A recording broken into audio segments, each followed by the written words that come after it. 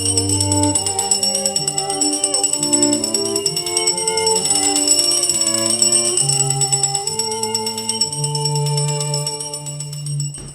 pagnanais na magkaroon ng tunay na kalayaan mula sa pananakot ng mga gayuhan.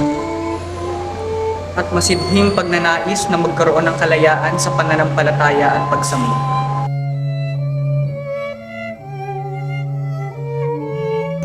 Pinamunahan ng Singkap ng Kagawa ang pagtatatag ng Simbahang Malaya.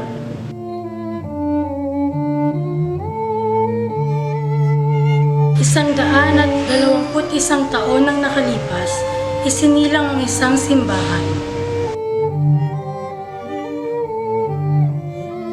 Simbahang Malaya sa pang-aabuso at pananamantala sa taong bayan.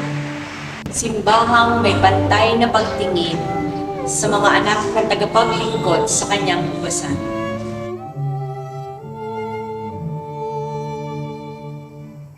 Salamat sa pag-ibig mo, Ama, at ibinigay mo sa amin ang araw na ito.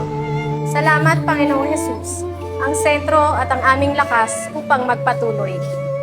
Ipagpapatuloy ang paglago ng simbahang itinayo ng ating mga bayaning ninuno. Sa tulong at gabay ng Banal na Espiritu, upang kami ay mapalawig at lumago.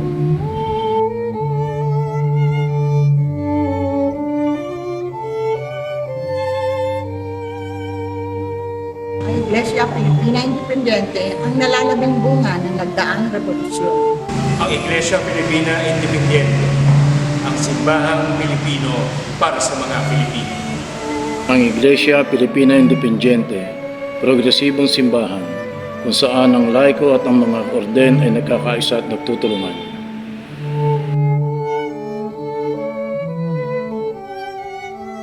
Ang Iglesia Pilipina Independiente patuloy sa paglago sa pananampalataya mula noon magpasa hanggang ngayon ang adhikaing maglingkod para sa Diyos at bayan.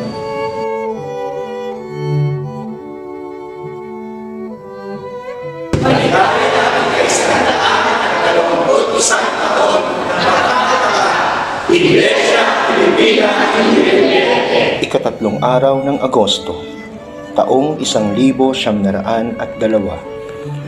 nang itatag sa pangunguna ni Don Isabelo de los Reyes Sr., katuwang ng mga manggagawang Filipino, ang Iglesia Filipina Independiente. Kanilang hinirang si Padre Gregorio Aglipay bilang kauna-unahang Obispo Maximo ng simbahang sarili.